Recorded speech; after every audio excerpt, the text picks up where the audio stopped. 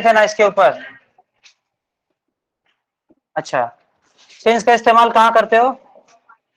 Point of time, और क्या था? इसके लिए मैंने बार बार बोला आपको, जब भी यूनिट ऑफ टाइम गिवन रहे तो वहां पे आप क्या इस्तेमाल करो? फॉर का इस्तेमाल करो। और जहां दिया नहीं है वहां पे सिंस का। और रीजन देने के लिए भी इसका इस्तेमाल करते हैं ना। ठीक है, तो ये सारे एग्जांपल्स हम लोग कर लिए थे। क्या क्या एग्जांपल कराया गया था फॉर पे, थोड़ा बोलिए तो एक बार। फॉर के ऊपर क्या क्या एग्जांपल हुआ था? कॉपी निकालिए, क्या क्या एग्जांपल था फॉर पे?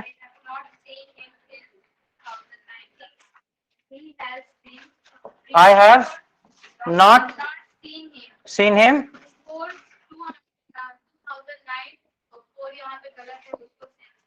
यहाँ पर 2019 की बात हो रही है, तो यहाँ पे फॉर का इस्तेमाल गलत है, सिंस का इस्तेमाल करेंगे। सब बातें हो चुकी है ना। ठीक है, तो फॉर और सिंस का जो भी है आप लोगों को दिख रहा है। चलिए, आज लास्ट क्या एग्जांपल था आप लोगों का, बताइए तो। ओवर बता चुके हैं, over on time in time हो चुका है, हो चुका है ना। बाय और विथ का एग्जांपल बता दिए हैं। अच्छा, ये वाला एग्जांपल कराया है क्या? The paper was signed by him with a Parker pen in black ink. तो वही क्या है तो फिर। अच्छा देखो, एक नया कॉन्सेप्ट यहां से स्टार्ट कर। अच्छा, टाइम का बता दिए थे कि इवनिंग मॉर्निंग, इसके लिए किसका इस्तेमाल करेंगे? इन का। एट का डॉट टाइम के लिए इस्तेमाल करेंगे। ऑन का इनडेफिनिट टाइम के लिए इस्तेमाल करेंगे, जब इनडेफिनिट कॉन्सेप्ट क्रिएट होगा तो। ठीक है। अच्छा, यहां से अगर हम बात करें, देखो ध्यान से, एक छोटा सा टॉपिक सब लोग देखिएगा। परमानेंट एक्शन की हम बात करेंगे, ठीक है। आज परमानेंट एक्शन और टेम्पोररी एक्शन, आप लोग भी समझिए इस बात को।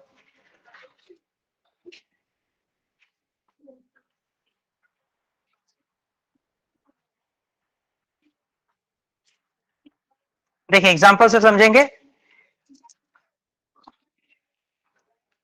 बताए थे परमानेंट एक्शन, एक्चुअली बता चुके हैं, फिर भी एक बार देख लीजिए। यहीं से शुरू करेंगे आज का जो है। देखिए, परमानेंट एक्शन का क्या मतलब है, पहले इस बात को लिख लीजिए या समझ लीजिए कि परमानेंट एक्शन जब भी होगा किसका इस्तेमाल करेंगे? इनका इस्तेमाल। और अगर टेम्पोररी एक्शन है तो, अगर टेम्पोररी एक्शन है कहीं पर भी, तो उसके जगह पर क्या आता है? एट आता है। बहुत ही सिंपल कॉन्सेप्ट है। इन और एट का जो आपने सीखा है उसी के हिसाब से यहां भी अप्लाई करेंगे। इनके लिए आप क्या करते हो? एक बाउंड्री रहता है, वहीं पर आप क्या इस्तेमाल करते हो? इनका इस्तेमाल करते हो। और एट का इस्तेमाल एक पॉइंट लोकेशन के लिए करते हो। ये बात तो आप जानते हैं, सीख चुके हैं। तो जहां पर इनका इस्तेमाल हो रहा है, इसका मतलब सिंपल सा है कि एक बाउंड्री रहेगा। मान लीजिए आपको एक एग्जांपल मैं यहां पे रख रहा हूं कि my brother works in Indian army. ठीक है, तो इसका क्या मतलब है? एक ऐसा फेज जिसका अपना एक बाउंड्री है। वर्क्स इन इंडियन आर्मी में एक परमानेंट कॉन्सेप्ट है। लेकिन अगर बोलेंगे कि आई एम एट पार्टी, तो ये क्या है? एक टेम्पोररी कॉन्सेप्ट है। पार्टी में आप कितने देर के लिए रहेंगे? कुछ देर के लिए। लेकिन अगर आप इंडियन आर्मी में सर्व कर रहे हैं तो इसका मतलब क्या है? आप एक लंबे समय तक के लिए सर्व करेंगे। तो सीधी सी बात है, इनका मतलब एक बाउंड्री है। आप जो काम एक लंबे समय के लिए करते हैं, मतलब उसके पास अपनी एक क्या होती है? एक बाउंड्री होती है। तो इसलिए ऐसी परिस्थितियों में आप इनका इस्तेमाल करेंगे। और जहां पर टेम्पोररी एक्शन है, क्षणिक कोई काम है, वहां पर आप क्या करोगे? एट का इस्तेमाल करोगे। ठीक है, चलिए। तो जैसे उदाहरण के तौर पे अगर आप देखेंगे तो my brother works in Indian army होगा ना।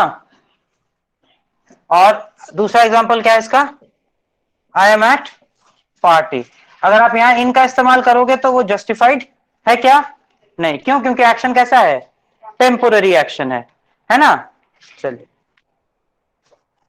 अच्छा, बिफोर और इन फ्रंट ऑफ का कॉन्सेप्ट बताए हैं आप लोगों को? नहीं बताए हैं? चलिए सुनिए। नहीं बताया ना बिफोर और इन फ्रंट ऑफ। चलिए, तो इन और एट का एक छोटा सा डिफरेंस आप लोग यहां पे सीख लिए। अब देखिए, एक इंपॉर्टेंट बात आप लोगों से करनी है। बिफोर और इन फ्रंट ऑफ, ये दोनों ही बहुत इंपॉर्टेंट है और सीखने लायक है। जब हम बात करते हैं बिफोर की और जब हम बात करते हैं इन फ्रंट ऑफ, दोनों का अर्थ जो है, दोनों का अर्थ एक ही है। क्या है उसका अर्थ? सामने या के सामने, है ना। दोनों का अर्थ एक ही निकलकर होता है, बिफोर या इन फ्रंट ऑफ। लेकिन एक तरफ जहां बिफोर नॉन फिजिकल है, नॉन फिजिकल होने का मतलब क्या है? अभौतिक है। क्या है? अभौतिक है, वह इन फ्रंट ऑफ क्या है, वो फिजिकल है। क्या है? फिजिकल है, यानी कि भौतिक है। जैसे मान लीजिए आपको, आपने किसी की गाड़ी के गेट के सामने गाड़ी पार्क की है, तो ये फिजिकल एक्शन है या नॉन फिजिकल एक्शन है? फिजिकल एक्शन है ना। तो वहां बिफोर का इस्तेमाल करोगे या इन फ्रंट ऑफ का इस्तेमाल करोगे? इन फ्रंट ऑफ का इस्तेमाल करोगे। लेकिन आपने इनफ्रंट। किसी के सामने कुछ कहा, ये कैसा एक्शन है? फिजिकल एक्शन है, नॉन फिजिकल एक्शन है? नॉन फिजिकल एक्शन है। दिख रहा है क्या? जो बोला आपने वो दिखा? नहीं दिखा ना, नॉन फिजिकल है। उस परिस्थिति में आप इन फ्रंट ऑफ का इस्तेमाल करोगे या बिफोर का इस्तेमाल करोगे? बिफोर का। तो कुछ एग्जांपल देखो, समझ में आ जाएगा। लिखिए, don't park your car in front of my gate. क्या ये सही है? Do not park your car in सही है फ्रंट सर, सही है। ये सही ऑफ है सर। माई। सही है ना? क्योंकि ये सही सही है। है कैसा सर। कैसा एक्शन है बताइए? ये फिजिकल एक एक्शन। फिजिकल एक्शन है, तो इन फ्रंट ऑफ का फिजिकल है ना। इस्तेमाल बिल्कुल सही है। अगर मैं ये लिखूं, अगर आप ये लिखते हैं, India raise the issue of, India raised the issue of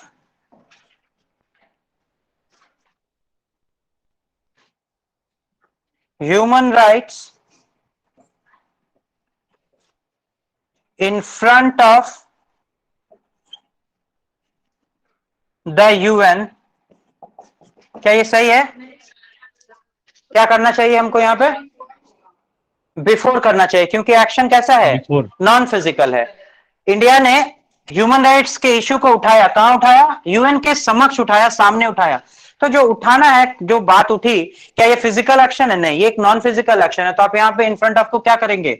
correct करके बिफोर का इस्तेमाल करेंगे। क्या ये सही है? सही है ना ये? ठीक है, चलिए। तो इन फ्रंट ऑफ और बिफोर का डिफरेंस क्लियर हो गया आप लोगों को? कोई दिक्कत है इसमें? नहीं तो क्लियर है सर।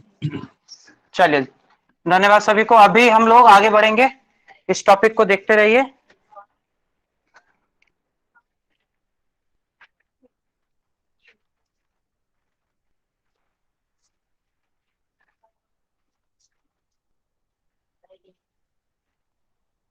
अच्छा, एक छोटा सा एरर है जो आप लोग सीखेंगे। एक्चुअली यहाँ पे एक यूज, बहुत ही कॉमन सा यूज है, अक्सर नहीं पूछा जाता है, पहले पूछा जाता था एसएससी में, लेकिन एक बार बता देना उचित है। देख लीजिए, एक आता है इन स्पाइट ऑफ और दूसरा है डिस्पाइट। ठीक है, इसमें एक छोटा सा कॉमन मिस्टेक है कि कभी कभी एग्जाम में देखेंगे कि डिस्पाइट के साथ भी ऑफ लगा दिया गया है, लेकिन टेक्निकली वो क्या है?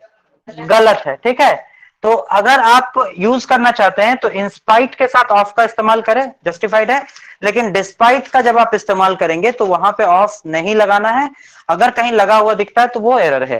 ये ठीक है, सिंपल है। देखिए, एग्जाम्पल लिखिए, और इसका, इन दोनों का जो अर्थ है, क्या कुछ अलग है? इन स्पाइट ऑफ या फिर डिस्पाइट। ठीक है, तो इन दोनों में कोई अंतर है क्या? कोई आगे कोई पीछे इस्तेमाल होता है? दोनों का इस्तेमाल कहां करते हैं? सामने करते हैं। पीछे कर सकते हैं क्या? बीच में? बीच में नहीं करते हैं, कर सकते हैं। ठीक है, डिस्पाइट का इस्तेमाल पहले करते हैं, इंस्पाइट ऑफ का इस्तेमाल आप बीच में भी कर सकते हो और सामने भी कर सकते हो, लेकिन डिस्पाइट का जो पोजीशन है वो कहां होगा? वो पहले रखा जाता है। ठीक है, और यही रीजन है कि डिस्पाइट के साथ कभी भी ऑफ का इस्तेमाल हम नहीं करते। ठीक है, ये एक मेन रीजन है इसका, तो इसको समझिएगा, थोड़ा सा ध्यान से देखिए। चलिए, तो दो एग्जांपल्स लिखा रहे हैं, ध्यान से देखिए, अगर दिक्कत हो तो बताइएगा। In spite of working hard he failed.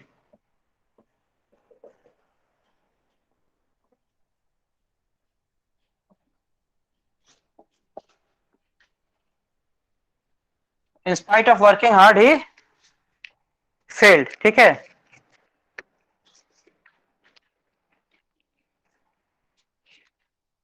फिर देखो दूसरा एग्जांपल देखो,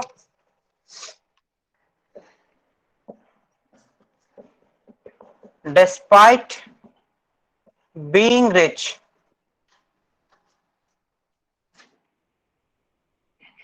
ही इज नॉट हैप्पी। बस आपको डिफरेंस बस यही याद रखना है कि एक में ऑफ का इस्तेमाल करेंगे और दूसरे में ऑफ का इस्तेमाल नहीं करेंगे, और ज्यादा कुछ इधर उधर देखना नहीं है, ठीक है। इंस्पाइट के साथ करेंगे और डिस्पाइट के साथ नहीं करेंगे, ठीक है ना। चलो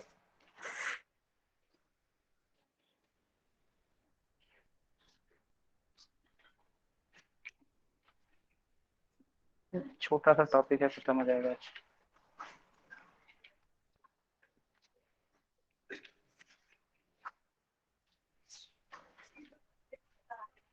ओके, समझ में आ रहा है क्या, बोलो। सर सेकंड वाला दोनों समझ में नहीं आया। सेकंड वाले में बस इतना बोला गया है कि डिस्पाइट बीइंग रिच, अमीर होने के बाद भी वो खुश नहीं है, तो डिस्पाइट के साथ ऑफ का इस्तेमाल नहीं करना है, इंस्पाइट के साथ ऑफ का इस्तेमाल करना है, बस यही है इसमें। हाँ, क्या बोल रहे हैं आप लोग, बोलिए, एक बार रिपीट करिए अपना क्वेश्चन। हेलो, चलो चलो नए टॉपिक की ओर बढ़ते हैं, नए एग्जाम्पल की ओर बढ़ते हैं। अगर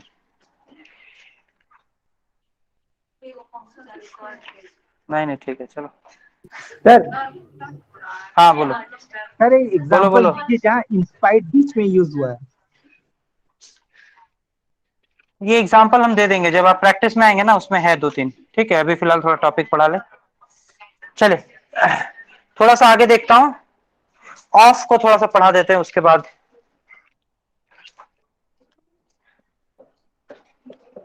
देखो, ऑफ का काम संबंध जोड़ने का होता है, ठीक है, रिलेशन बनाना है या पोसेशन दिखाने के लिए इसका इस्तेमाल करते हैं।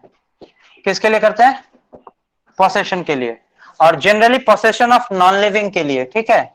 याद रखना इस बात को सभी लोग, किसके लिए करते हैं इसका इस्तेमाल, नॉन लिविंग के पोसेशन के लिए हम किसका इस्तेमाल करते हैं, ऑफ का इस्तेमाल करते हैं। और इसमें बहुत सारा वेरिएशन देखने को मिलेगा अभी, ठीक है, ध्यान से देखिए।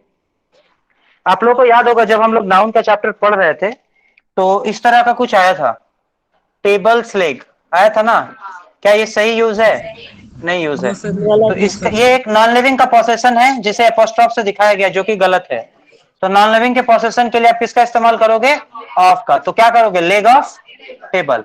तो इसको याद है, अभी तो जस्ट अभी कुछ दिन पहले हम लोग नाउन पढ़ के निकले हैं, तो ये वाला ठीक है, इसमें कोई समस्या नहीं। अब देखो हम लोग को करना क्या है,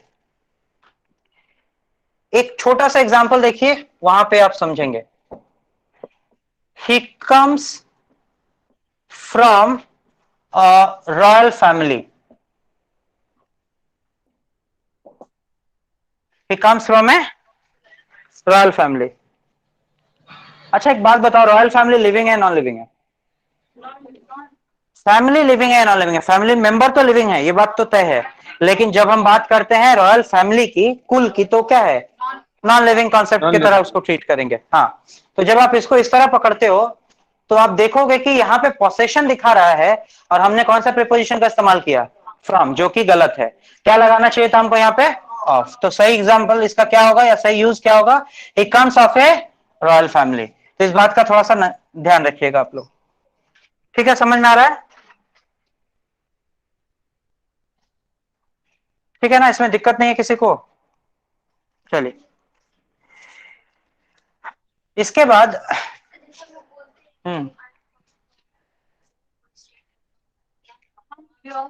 आई केम फ्रॉम, वो डेस्टिनेशन की बात हो रहा है ना, वो टू और फ्रॉम का कॉन्सेप्ट है, वो बताएंगे अभी, अभी जस्ट इसके बाद आएगा वो टू और फ्रॉम का। हाँ, he belongs to royal family चलेगा, हाँ वही तो, कम्स या बिलोंग्स एक ही बात है ना, ठीक है। दोनों में ऑफ लगेगा भाई, ही बिलोंग्स टू, बिलोंग कर रहे हो तो टू करना है, और यहाँ पे ऑफ करना है अगर तुम यहाँ पे कम्स का इस्तेमाल करते हो तो, ठीक है। हाँ, बिलोंग के साथ क्या, कम्स ऑफ, फ्रेजल वर्ब ऐसे ही तो बनता है, जो फिक्स प्रिपोजिशन लगा देते हैं आप लोग, वो फ्रेजल वर्ब आप लोग रट लिए हैं, इस्तेमाल ऐसे होता है। फ्रेजल वर्ब का फॉर्मेशन एक वर्ब और एक प्रीपोजिशन को जोड़ देने से होता है, समझ में आया। तो उसका बेस आपको पता अगर होगा तो फ्रेजल वर्ब याद नहीं करना पड़ेगा, समझ जाएंगे आप लोग ऐसे ही। नेक्स्ट, आगे देखिए थोड़ा सा, आप लोगों को अक्सर ये मिला होगा, ही डाइड फ्रॉम कैंसर। एक डाई वर्ड से तीन तरह के एग्जाम्पल बनते हैं, चार तरह के रादर, वो देख लीजिए। He died of cancer. Cancer. क्या ये सही है? Yes sir. सही है ये। और अगर हम बोलते हैं ही डाइड ऑफ थर्स्ट तो क्या होता है ये? गलत होता सर। ये रीजन है। देखो एक चीज याद रखना, कैंसर से कोई मरता है क्या? कैंसर बीमारी से कोई मरता नहीं है। इसमें रीजन ये होता है, कैंसर जब आपको हो जाता है तो उसके बहुत सारे कॉन्सिक्वेंसेस होते हैं। जैसे मान लीजिए बहुत सारा मेलफंक्शंस बॉडी में होने लगता है। मान लीजिए जहां पे हुआ है वहां के टिश्यूज डैमेज होना शुरू हो जाते हैं, आसपास के ऑर्गन को फिर वो डैमेज करता है। तो बेसिकली आप कैंसर से नहीं मरते हो, आप क्या उसके उसके जो आफ्टर इफेक्ट्स हैं उससे बॉडी धीरे धीरे डिग्रेड करके खत्म होता है। बात समझ में आ रही है ना? तो जब हम बोलते हैं ही डाइड ऑफ कैंसर तो वो कैंसर से मरा है, ठीक है। लेकिन जब हम बात करते हैं ही डाइड ऑफ थर्स्ट तो यहां पर ये थर्स्ट जो है वो डायरेक्ट रीजन है, लेकिन कैंसर जो है वो डायरेक्ट रीजन है क्या? नहीं, ठीक है। तो जब कैंसर या किसी बीमारी का नाम लिखेंगे तो ऑफ का इस्तेमाल करिएगा, लेकिन इस तरह के अगर डायरेक्ट रीजन आपके पास है तो वहां ऑफ की जगह आप किसका इस्तेमाल कर सकते हैं? वहां पर आप इस्तेमाल करोगे फ्रॉम का। He died from thirst. समझ में आया ना? तो ये दो डिफरेंस याद रखना है। अगर बीमारी डायरेक्ट गिवन है तो वहां पे ऑफ का इस्तेमाल करिए, और अगर कोई रीजन है जैसे कि थर्स्ट, प्यास से मरा है, ठीक है, डायरेक्ट रीजन है, प्यास के भीतर भी कुछ है क्या? नहीं, प्यास से मरा है, तो फिर ये एक रीजन बनेगा और यहां पर आप किसका इस्तेमाल करोगे? फ्रॉम का इस्तेमाल करोगे, ये याद रखना है। सर कोरोना रहेगा तो क्या जैसे कि रहेगा? कोरोना से कोरोना कोरोना तो ऑफ का इस्तेमाल करिएगा। He died of corona virus, ठीक है। ऑफ ही करना होगा, फ्रॉम नहीं करना है, ठीक है। चलिए नेक्स्ट और एक एग्जांपल लिखिए। ही डाइड फ्रॉम अ वुंड। कोई एक घाव है जिसे लगने के कारण उसकी मृत्यु हुई है। क्या ये सही है? ये डायरेक्ट रीजन है क्या? सोचिए इसके बारे में। नहीं, डायरेक्ट रीजन है। वुंड तो एक डायरेक्ट रीजन है ना, घाव, उसके बाद क्या? वो एक डायरेक्ट रीजन है, तो समझना पड़ेगा डायरेक्ट रीजन है या नहीं। हाँ, उसके बाद तो वही, उसी को घाव बोलते हैं, उसी को घाव बोलते हैं। टिश्यू को डैमेज होने को ही घाव बोलते हैं। कैंसर वो नहीं है, कैंसर तो एक नाम है। कैंसर क्या है? एक नाम है। धीरे धीरे का बात नहीं है। कैंसर क्या है? एक नाम है। कैंसर क्या है, एक बात बताए, एक नाम है, ठीक है। रीजन तो नहीं है वो मरने का, नहीं, वो बीमारी है। उस बीमारी के कंसिक्वेंसेस से आप मरते हैं, जो उसके आफ्टर इफेक्ट्स या उसके कंसिक्वेंसेस है उससे आप मरते हैं। जैसे कोविड, कोविड से कोई नहीं मरता है। किससे मरता है? आपका ऑक्सीजन लेवल ड्रॉप कर गया, आपके लंग इन्फेक्शन से मर गया। तो अगर आप लिखोगे ही डाइड फ्रॉम लंग इन्फेक्शन चलेगा, लेकिन ही डाइड ऑफ कोविड करना पड़ेगा। तो ये समझना है ना, डिफरेंस को समझना होगा। रीजन जब भी रहे फ्रॉम का इस्तेमाल करिए, बीमारी का नाम अगर दे दिया है तो ऑफ का इस्तेमाल करिए। इसमें दो और यूज होता है डाइड के साथ, लिख लीजिए, दो तीन और है। एक आता है डाइड या फिर डाई इन हार्नेस, याद है? अगर आप वर्किंग हैं, काम कर रहे हैं और काम के दौरान मरते हैं तो डाइड इन हार्नेस। मतलब हार्नेस समझते हैं क्या होता है? हार्नेस देखा आप लोगों ने? जंपिंग वगैरह के समय में एक इस तरह से बेल्ट लगा दिया जाता है, पूरे बॉडी को पकड़ के रखता है, उसको हार्नेस बोलते हैं। तो बेसिकली डायड इन हार्नेस, ये हार्नेस ये सूचित करता है कि आप अभी भी क्या है, कार्यरत हैं, और काम के दौरान अगर आपकी मृत्यु हुई है तो इन प्रीपोजिशन का इस्तेमाल करेंगे, ठीक है। ऑफ और फ्रॉम का इस्तेमाल नहीं करेंगे। समझ में आ रही है बात? और इसको आप रिलेट कर सकते हैं उसी तरह से, इन जो आपने पढ़ा है उसको रिलेट करने की कोशिश करिए। हाँ हेलो, बोलिए। हाँ सर, किसी कारण से हम क्लास छोड़ रहे हैं सर, इसकी रिकॉर्डिंग प्रोवाइड करा दीजिएगा। अच्छा ठीक है, मिल जाएगा, ठीक है। चलिए हाँ। अच्छा, और आप देखिए इसके बाद डाइड इन हार्नेस के बाद एक और आता है फॉर। अगर आप किसी के लिए जान देते हैं, जैसे ही डाइड फॉर हिज कंट्री, तो वहां पे डाई या डाइड के साथ क्या लगाते हो? फॉर का इस्तेमाल करते हो, ठीक है। कभी कभी ऐसा होता है कि कहीं दंगा हुआ, उससे कोई मर गया, तो ही क्या लिखोगे? ही डाइड बाय वायलेंस। तो डाई के साथ 5 तरह के प्रीपोजिशन का इस्तेमाल होता है, ठीक है। डाई के साथ करीब करीब 5 तरह के प्रीपोजिशन का इस्तेमाल होता है। पांचों सुन लीजिए अच्छे से। ही डाइड इन एक्सीडेंट करोगे, हाँ। क्योंकि एक्सीडेंट के दौरान मरा है वो, ठीक है। जैसे नौकरी के दौरान मरा है तो he died in accident, in an accident करोगे। लेकिन So हाँ can we use he died in riots? हाँ, कर सकते हैं, ही डाइड इन राइट्स, ठीक है। और अगर आप उसी की जगह पे वायलेंस का इस्तेमाल करते हो तो ही डाइड बाय वायलेंस, ठीक है। तो डाई के साथ 5 तरह के प्रिपोजिशन का इस्तेमाल होता है। ऑफ का इस्तेमाल हमने देखा, फ्रॉम का देखा, इन का देखा, फॉर का देखा और बाय का देखा। एग्जांपल लिख के रख लो, he died by violence, he died for his country. ये 5 तरह के प्रिपोजिशन का इस्तेमाल हम डाई के साथ करते हैं, याद रखना है इसको।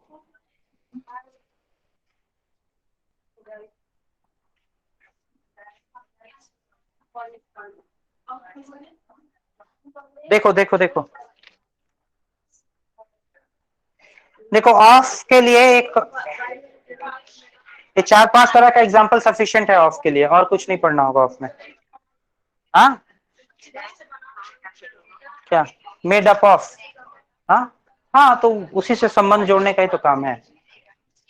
चलो एक टॉपिक थोड़ा सा इसी को एक्सटेंड करते हैं। अगर ऑफ का इस्तेमाल कर रहे हैं तो, ओ डबल एफ का इस्तेमाल अगर कर रहे हैं तो ये सेपरेशन दिखाता है। ऑफ का इस्तेमाल क्या दिखाता है? सेपरेशन या अलगाव या दूरी, ठीक है। तो अगर ऑफ का इस्तेमाल करेंगे, जैसे आप ऑफ गोज द प्लेन, जहाज उड़ गई, उड़ जाना मतलब सेपरेशन है ना, तो ओ डबल एफ का इस्तेमाल कर रहे हैं। एक एग्जांपल और लिखिए, keep of the dog, keep of the dog from the flowers, कुत्ते को फूलों से दूर रखो। तो ऑफ का मतलब बेसिकली क्या होता है? अलगाव करना, सेपरेशन करना, दूर रखना। अगर इसको थोड़ा सा हम फ्रॉम का इस्तेमाल अवॉइड करना चाहते हैं तो आप इसको ऐसे भी लिख सकते हो, keep the dog of the flowers, ठीक है। अगर आप एक और फ्रॉम नहीं लाना चाहते तो क्या करोगे? Keep the dog of. देखो किस तरह से कीप ऑफ का इस्तेमाल कर रहे हो, बीच में नाउन लाके, ठीक है। Keep the dog of the flowers, समझ में आ रही है बात? तो अगर आप ऑफ का इस्तेमाल करते हो तो ये क्या दिखाएगा? सेपरेशन दिखाएगा। समझ में आ रहा है? मैटर इजी है, ये सब समझना भी इजी है। जैसे एक एग्जांपल और लिखो, he put off his coat, he put off his coat, उसने अपनी कोट उतारी। तो पुट ऑफ का मतलब क्या हो जाएगा? उतार देना, अलगाव का बोध कर रहा है। तो इस तरह से ओ डबल एफ का जब आप इस्तेमाल करते हो, ऑफ का इस्तेमाल करते हो, तो क्या दिखाता है? सेपरेशन दिखाता है, अलगाव दिखाता है। समझ में आ रही है बात?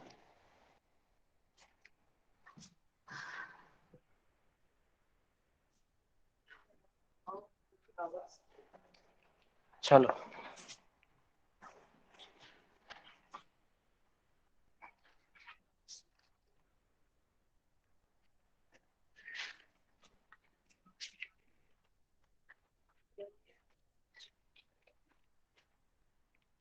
अच्छा, बिसाइड का इस्तेमाल आप लोगों ने सीखा है ना? देखो थोड़ा ध्यान से यहां देखना, बिसाइड का इस्तेमाल सीखा, इसका मतलब क्या होता है? बगल में।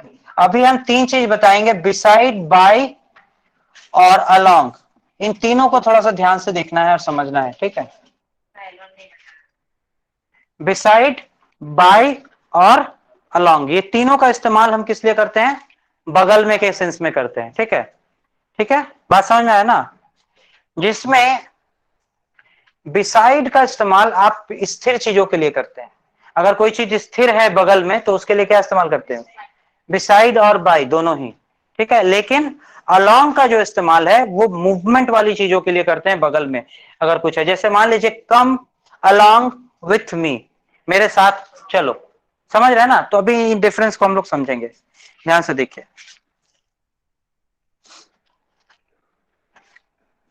सबसे पहले बिसाइड और बाय को समझते हैं, अलोंग को थोड़ा बाद में समझेंगे। बिसाइड और बाय में कुछ भी अलग नहीं है, दोनों स्टैटिक है और दोनों बगल में के सेंस में इस्तेमाल किए जाते हैं। कुछ एग्जांपल देखिए, The child came and sat by her. The child came and sat by her. अगर कोई इस तरह से इसको चेंज करे, the child came and set beside her, तो क्या कुछ गलत है? कोई गलती नहीं है, दोनों में कोई डिफरेंस नहीं है। आप इसका इस्तेमाल आराम से कर सकते हैं, ठीक है। तो बिसाइड जहां है वहां पे उसकी जगह पे आप बाई का भी इस्तेमाल एज ए रिप्लेसमेंट कर सकते हैं, इससे कोई समस्या होने वाला नहीं है, ठीक है।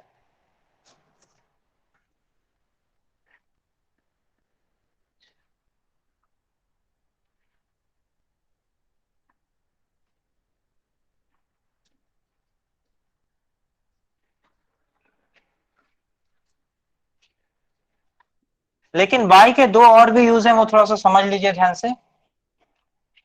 बाई के दो और भी इस्तेमाल है। एक तो बाई का इस्तेमाल आप माध्यम के तौर पे करते हैं, याद होगा जब मैंने बताया था, आप किसी भी व्हीकल को अगर माध्यम के तौर पे इस्तेमाल करते हैं तो क्या करते हैं? बाई का इस्तेमाल कर सकते हैं ना। जैसे एग्जांपल के तौर पे लिखिए, he goes to college by train.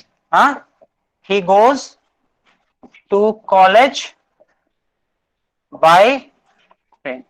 तो मतलब पहला जो पॉइंट हमने देखा, बाई का जो अर्थ पहला दो एग्जांपल में हमने देखा, बाई या बिसाइड का क्या है, उसका अर्थ बगल में। किस सेंस में हमने इस्तेमाल किया?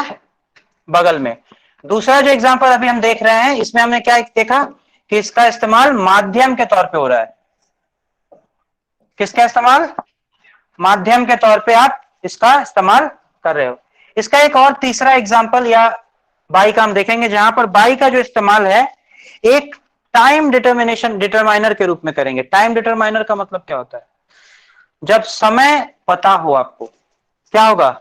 जब समय ज्ञात हो, उस समय, जैसे आपने बहुत बार इस्तेमाल किया है, देखिए लिखिए, by the end of this month, by the end of this month, by the end of this month she will have returned from Mumbai. She will have returned from Mumbai. देखो, by the end of this month, आपको समय ज्ञात है ना, अभी तक समय ज्ञात है ना, by the end of this month, अभी तक अगले महीने, by the end of this month, मतलब by the end of this month बोलने का मतलब है आपको क्या है? समय का पता है। इस महीने के अंत तक she will have return from Mumbai, वो मुंबई से वापस आ चुकी होगी, है ना। इस महीने के अंत तक वो मुंबई से वापस आ चुकी होगी। इसका सीधा सा मतलब है आपको समय ज्ञात है, तभी तो आपने इसका इस्तेमाल किया। तो आप देखोगे इस तरह का फ्रेज का अक्सर इस्तेमाल आप देखोगे, by the end of time, है ना। कोई भी टाइम की जगह पे आप दिस मंथ, दिस वीक या कुछ भी, या सीधे सीधे द टाइम भी लगा देते हैं कई बार, है ना। तो इस तरह से बाई का इस्तेमाल होता है।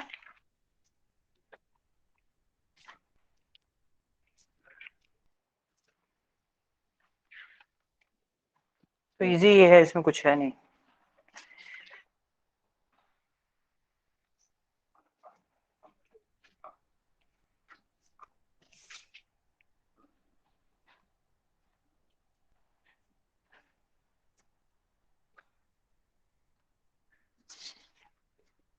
थोड़ा सा अबाउट देखिए, अलंग बता रहा है। ओ अच्छा, अलंग बताना है ना, चले पहले अलंग बता लेते हैं।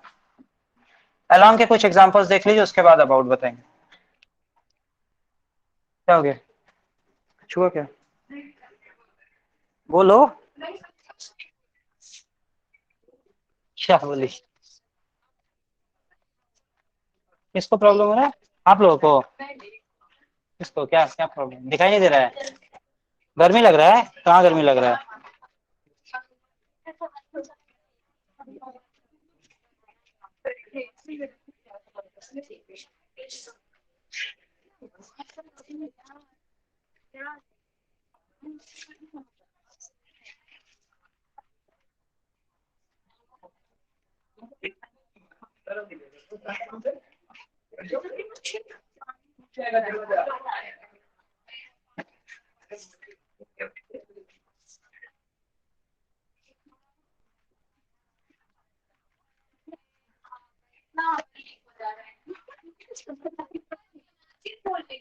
क्या हवा चला जा रहा है इसमें भागा नहीं तो हवा ही नहीं लगा है, आवाज मत करो तुम लोग।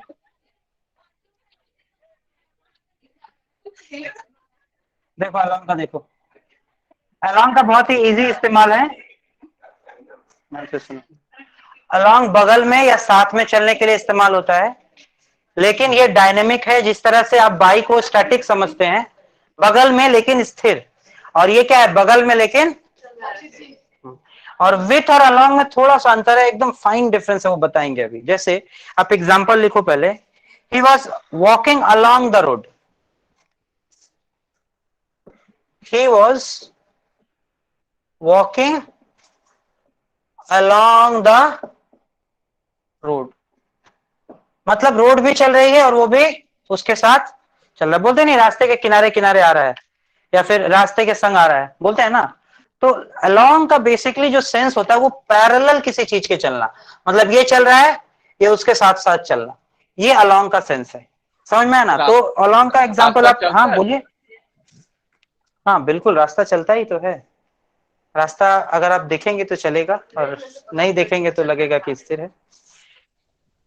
रास्ता चलता नहीं है, बिना चले इतना दूर पहुंच जाते हैं हम लोग। ये थोड़ा सा क्या है, रास्ता तो नहीं चलता, रास्ता जाम।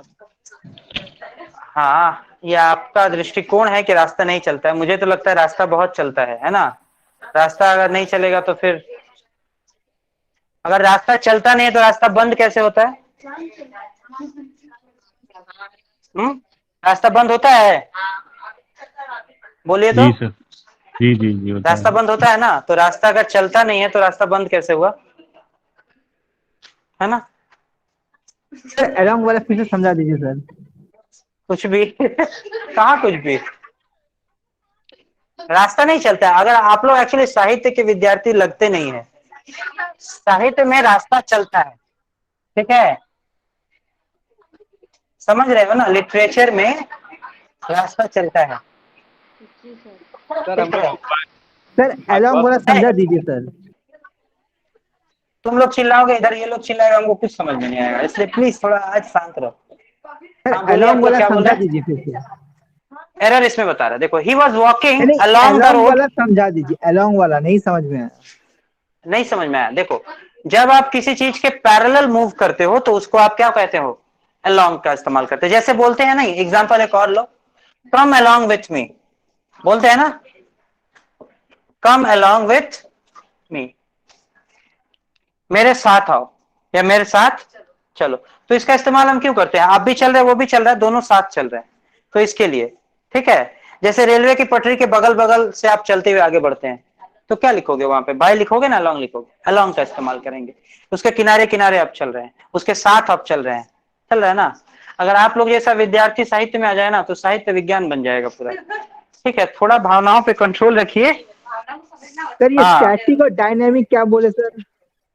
स्टैटिक का मतलब स्थिर, जैसे बिसाइड और बाई जो दोनों ही थे, उसका अर्थ बगल में के सेंस में होता है, लेकिन बगल में ऐसा जो कि स्थिर हो। आप बैठे, आपके बगल में कोई बैठा है, तो बगल में का इस्तेमाल हो रहा है, लेकिन स्टैटिक कॉन्सेप्ट में इस्तेमाल हो रहा है, स्थिर है। लेकिन आप हैं और आपके बगल में कोई आपके साथ चल रहा है, बगल में ही है लेकिन ये चलने की स्थिति है, यानी मोशन में है।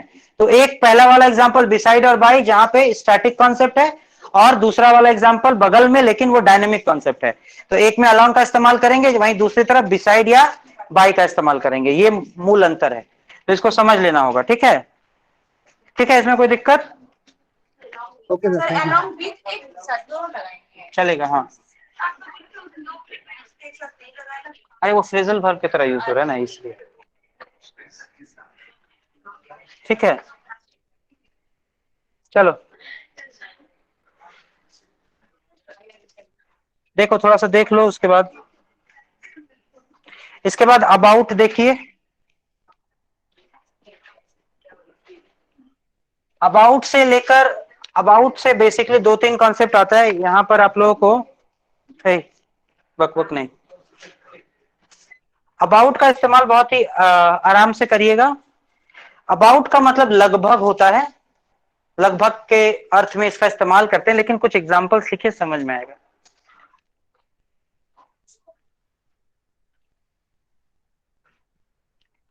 एक तो इसका अर्थ लगभग होता है, कुछ लोग इसका इस्तेमाल के बारे में के तौर पर करते हैं ना, और अबाउट का मतलब जस्ट के सेंस में कुछ लोग इस्तेमाल करते हैं। तीन इसका इस्तेमाल होता है, तीनों इस्तेमाल के तीन एग्जांपल्स हम करा रहे हैं। ठीक है, देखिए पहला लिखिए, I know about him. I know about him, यहां पे इसका इस्तेमाल के बारे में के सेंस में हो रहा है। आई नो अबाउट हिम, मैं उसके बारे में जानता हूं। दूसरा इस्तेमाल लिखिए अबाउट का,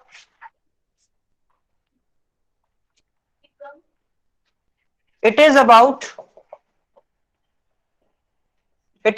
100 kilometers away from Delhi। यह स्थान लगभग 100 किलोमीटर दूर है, कहां से? दिल्ली से। या फिर दिल्ली से यह स्थान लगभग 100 किलोमीटर दूर है। तो लगभग के सेंस में इसका इस्तेमाल हुआ। और ये तीसरा इस्तेमाल है, ये बहुत इंपॉर्टेंट है, मतलब तुरंत के सेंस में इसका इस्तेमाल करते हैं। तीसरा जो इस्तेमाल है वो क्या है? तुरंत में। और यहां पर इसका जो थर्ड वाला एग्जांपल है बहुत इंपॉर्टेंट है, ध्यान से सुनिएगा। I am about to go sir, मैं जस्ट अभी हाँ, I am about to go कर सकते हो।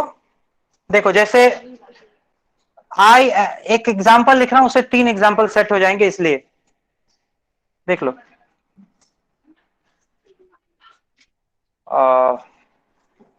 The movie is about to start।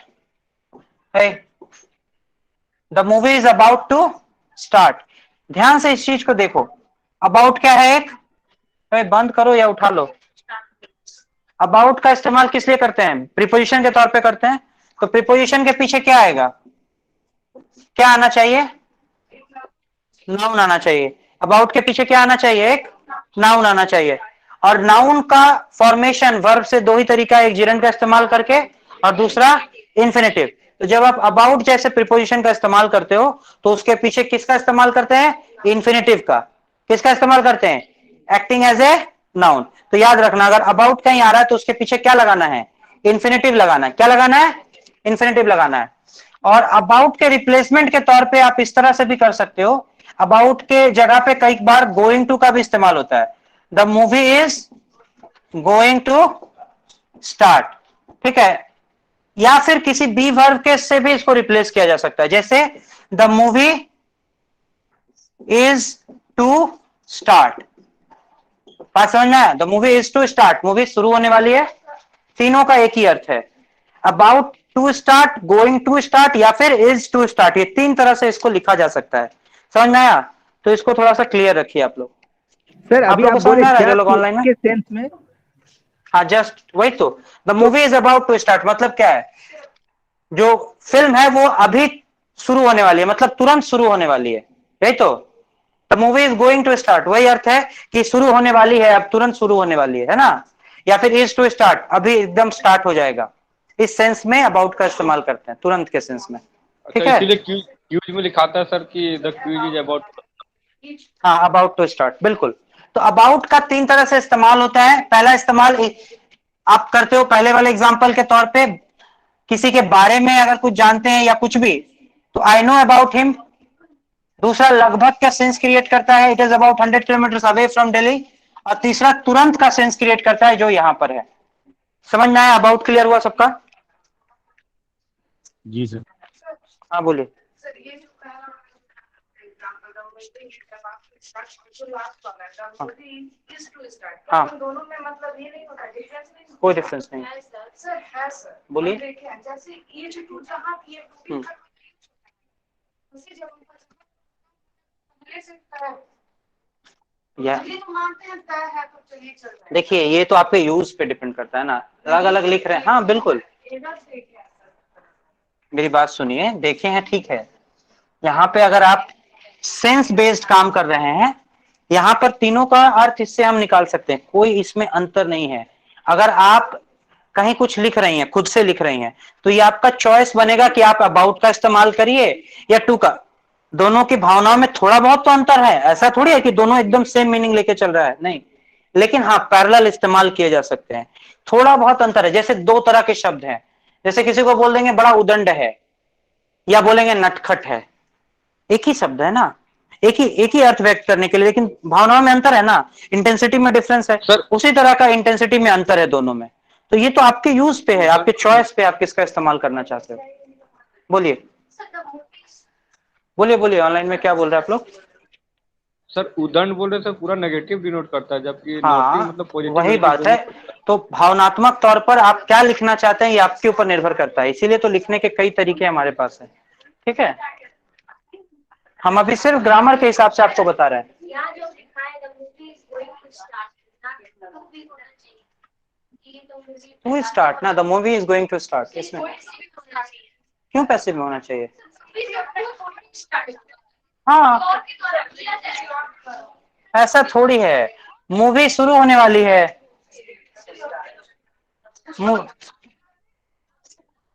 कहाँ घुस जा रहे हो तुम लोग। मूवी क्या, मूवी अपने से स्टार्ट नहीं होगा। टेलीविजन सेट पे बैठे हो, कौन स्टार्ट करता है उसको, कोई नहीं लगाता है, ऑटोमेटेड रहता है वो। ऐसे थोड़ी होता है, क्या ऐसे थोड़ी होता है, मूवी सब्जेक्ट नहीं है बोलने का मतलब तुम्हारा। हाँ तो सब्जेक्ट की तरह इस्तेमाल कर रहे हैं उसको।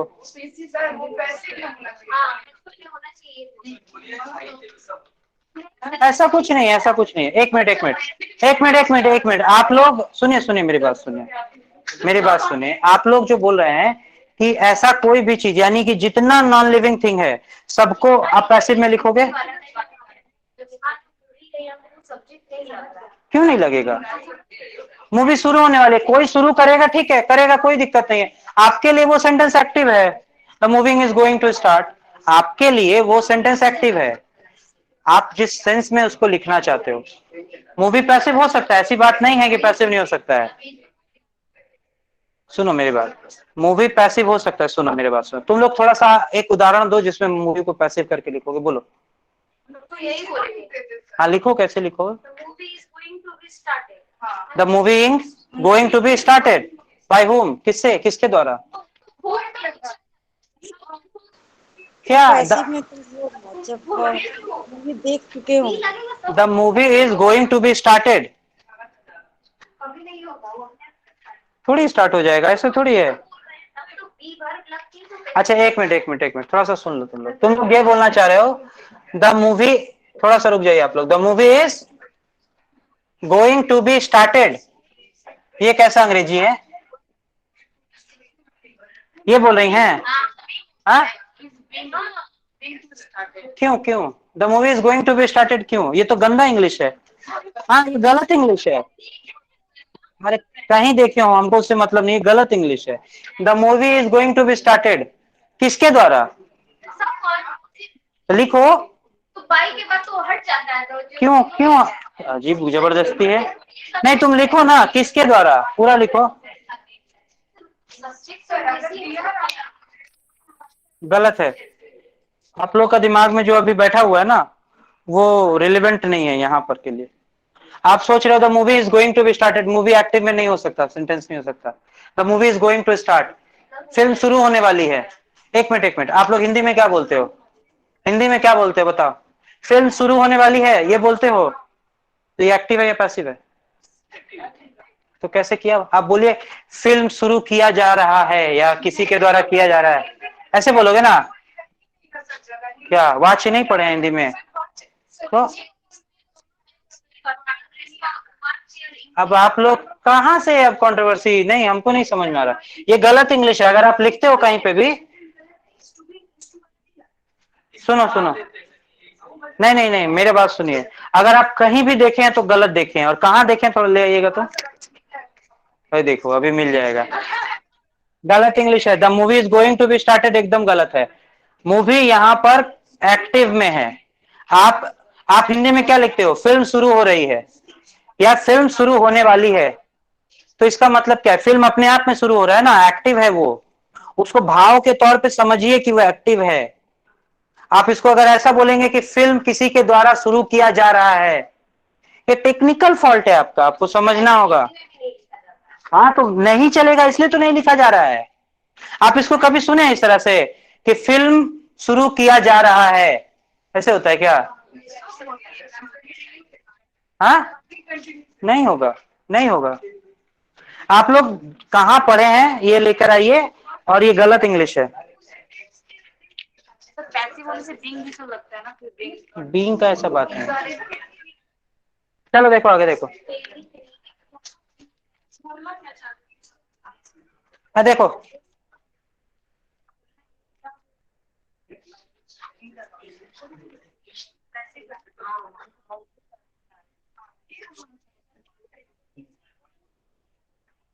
देखो यहां देखो, लास्ट में इसको हम बता देते हैं क्या क्या अंतर है तुम लोगों का, दोनों एग्जांपल में क्या डिफरेंस है। अभी पहले इधर देख लो, प्रीपोजिशन से लेकर जो खास खास प्रीपोजिशन आप लोगों को पढ़ना था उस पर हम बात कर लिए हैं।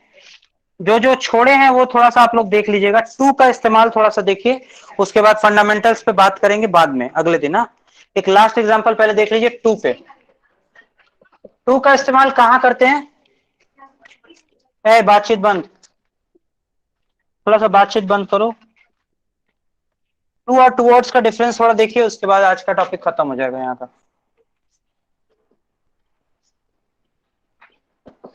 देखो टू भी डेस्टिनेशन की ओर संकेत करता है और टूवर्ड्स भी क्या करता है?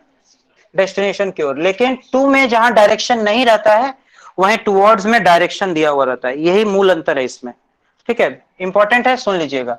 दोनों ही डेस्टिनेशन की बात करता है। दोनों किसकी बात करेगा? डेस्टिनेशन का। लेकिन एक तरफ जहां डेस्टिनेशन प्लस डायरेक्शन आ जाए तो वो किसके लिए इस्तेमाल करोगे? टूवर्ड्स के लिए। लेकिन अगर सिर्फ आप डेस्टिनेशन का इस्तेमाल कर रहे हैं तो उस समय क्या लगाओगे? टू। ठीक है, याद रखिए। इसी में होम वाला कॉन्सेप्ट भी आपको मिलेगा। जैसे एग्जांपल के लिए लिखो, he was going to college. क्या होगा? वो कहां जा रहा है? वो कहां जा रहा था? वो कॉलेज जा रहा था। Was going to college.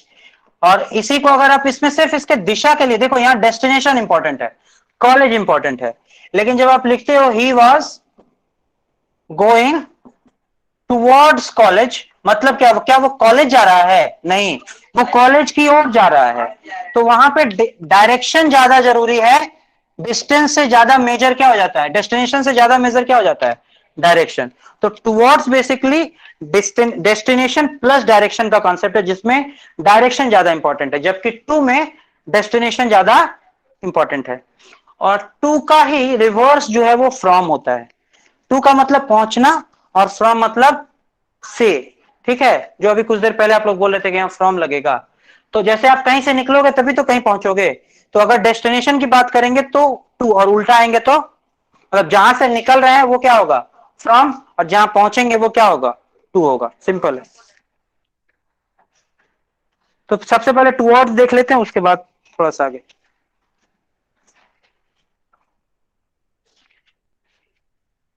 एक एग्जांपल लिखो, समझ में आएगा। यहां पे माय ब्रदर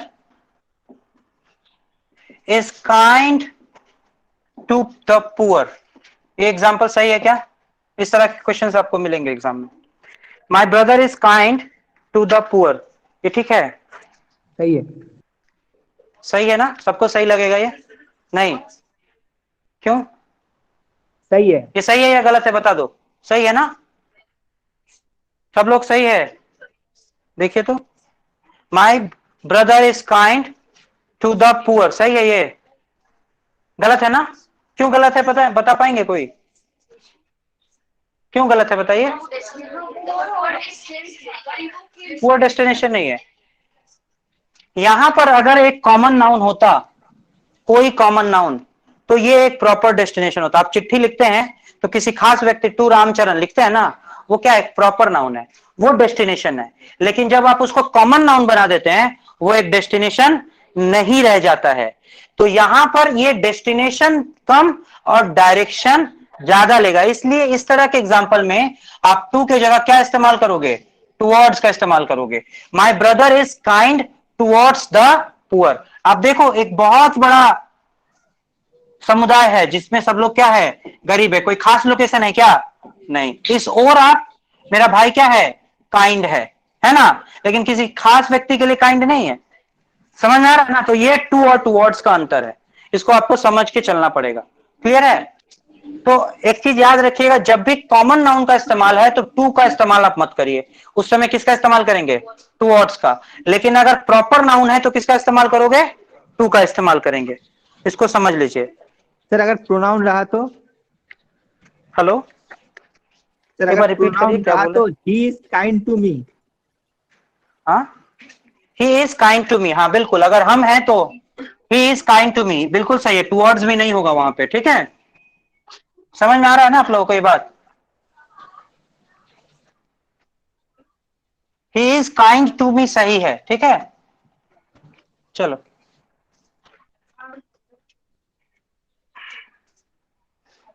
अच्छा एक एग्जांपल और लिखो।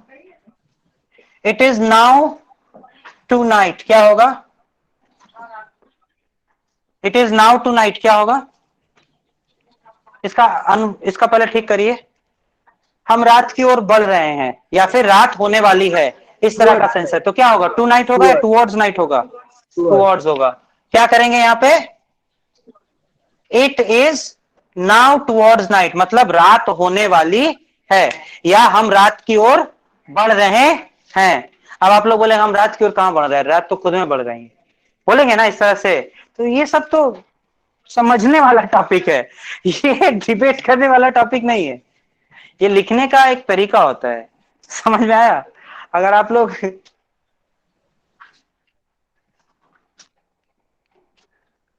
तो टुवर्ड्स ऐसा करते हैं, क्लियर है आप लोग का? टू पे थोड़ा बात कर ले, टू इंपॉर्टेंट है, सुन लीजिए टू को।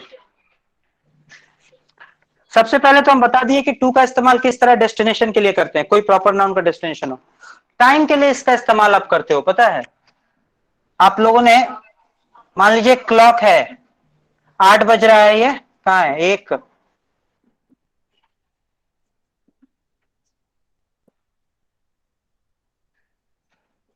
मान लीजिए इस तरह से घड़ी है ना, कितना बज रहा है बताइएगा तो आप लोग, कितना बज रहा है? अभी 5 बज रहा है। चलो बताओ कितना बज रहा है? कांटा नहीं समझ में आ रहा है, तो चलो गलत कांटा बना दिए ना। अभी ठीक है? अभी ठीक है ना? ये छोटा है, ये बड़ा है, हाँ चलो लो, ये बड़ा है, अभी ठीक है। बोलो इसको क्या बोलेंगे? 3:45 भाषा में क्या बोलते हैं इसको? 3:45 अंग्रेजी में? Q4. Q4 बोलेंगे। आप देखो यहाँ पे, मजाक नहीं, सुनो एक चीज सुनो, 4 हमारा डेस्टिनेशन है ना? 4 हमारा क्या है, डेस्टिनेशन है, लेकिन अभी दूरी कितनी बाकी है, क्वार्टर दूरी बाकी है। अगर आप इस घड़ी को 4 हिस्सों में बांट देंगे तो कितने क्वार्टर्स हैं, 4 क्वार्टर्स हैं। लेकिन हम अभी एक क्वार्टर पीछे हैं या फिर एक क्वार्टर बाकी है 4 तक, तो इसीलिए आप क्या लिखते हो, Q4 लिखते हो। क्यों? क्योंकि 4 हमारा डेस्टिनेशन है, समझ है? तो क्वार्टर बाकी है या क्वार्टर और जाएंगे 4 की ओर, तो Q4, समझ में आया? और यहीं अगर आप इसको ऐसे लिख देंगे कि 4 यहां हो गया और कांटा फिर यहां आ गया है, तो क्या लिखोगे, Q4, मतलब 4:15 जिसको आप बोलते हो, ठीक है? तो इस तरह से लिखा जाता है, जानते ही हो आप लोग, ठीक है? 4:30 को क्या लिखोगे, 2 क्वार्टर। 4:30. 4:30 हो गया सर. हाफ पास्ट लिखिए, हाफ पास्ट लिखिए, हाफ पास्ट 4 लिखोगे, ठीक है? समझ में आया ना? अब इसको 2/4 मत लिख देना, ठीक है? कुछ लोग इसको बोलेंगे, इसको 2/4 लिखेंगे, 2 क्वार्टर बचा है 5 में, ठीक है? तो थोड़ा सा, हाँ ऐसे भी बहुत सारे लोग हैं ना, 5 बजने में 30 मिनट बाकी है, बोलते हैं ना, बहुत सारे वैज्ञानिक लोग हैं, 5 बजने में 30 मिनट बाकी है, 4:30 नहीं बोलेंगे। हाँ, नहीं सुने ना? तब आप लोग ऐसे वैज्ञानिकों से पाला नहीं पड़ा है ना।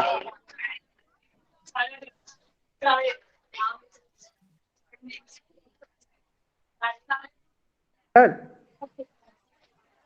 हाँ बोलिए। सर एक चीज पूछे सर। हेलो, हाँ पूछिए। सर यहाँ पर वो जो बोलिए बोलिए। टू का जो यूसेज जो हाँ बता रहे थे, टू का, हाँ हाँ हाँ हाँ सर हाँ, वहां पर मतलब बोलिए बोलिए। बोल रहे हैं कि टू के बाद प्रोनाउन यूज कर सकते हैं पर कॉमन नाउन यूज नहीं कर सकते, यही तो? कॉमन जैसे नाउन ही हमने तो इस्तेमाल होगा।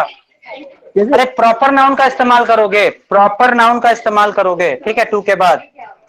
क्योंकि एक पर्टिकुलर डेस्टिनेशन कॉमन नाउन रहे तो फिर आप टू वर्ड्स का इस्तेमाल करिए, ठीक है।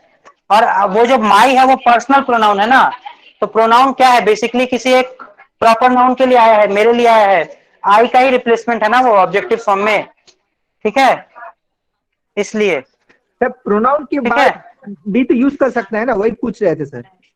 हाँ कर जैसे सकते सर हैं, हमने ठीक। एग्जांपल दिया sir, he is kind to me, तो मी तो प्रोनाउन हो गया सर, टू के बाद प्रोनाउन यूज हो हाँ सकता है, तो ये राइट? किसके लिए प्रोनाउन, आपके लिए आया ना, आप कॉमन नाउन है प्रॉपर नाउन है ये बताइए। Proper noun. हाँ तो प्रॉपर नाउन के लिए ही आया ना अल्टीमेटली, ओके ओके समझ रहे हैं, ठीक ओके है। Okay sir. चलो, हाँ हाँ, चलो। अच्छा सुनो, ध्यान से सुनो। कई बार टू का इस्तेमाल कंपैरिजन के लिए भी करते हैं, मालूम है, तुलना करने के लिए टू का इस्तेमाल करते हैं। जब एडजेक्टिव के लास्ट में आई ओ आर दिखे तो देन के जगह पे है। सर जैसे इंफीरियर हो गया, जूनियर हो गया सर, ये सब में आता है। हाँ, जब आप तुलना कर रहे हैं लेकिन एडजेक्टिव जो कंपैरेटिव डिग्री ऑफ एडजेक्टिव अगर है उसके लास्ट में क्या है, आई ओ आर है, तो आप उसके लिए क्या करते हो, टू का इस्तेमाल करते हो, ना कि देन का। जैसे एग्जांपल के तौर पे he is senior to me का इस्तेमाल करोगे, देन मी यहां गलत हो जाएगा, ध्यान रखिएगा इसका, ठीक है। तो इस तरह का कंपैरेटिव डिग्री ऑफ एडजेक्टिव अगर कहीं दिखे जिसके लास्ट में आई ओ आर है, सीनियर है, जूनियर है, सुपीरियर है, इंफीरियर है, इंटीरियर है, कुछ भी इस तरह का दिखे तो वहां पर कंपैरिजन के लिए टू का इस्तेमाल करते हैं, ना कि देन का। तो टू का एक और यूज ये निकला, ठीक है।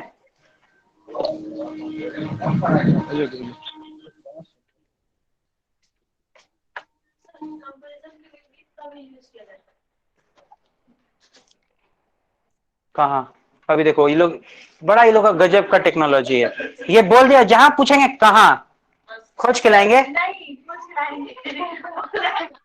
ठीक है, बोलो। सर एक क्वेश्चन था सर।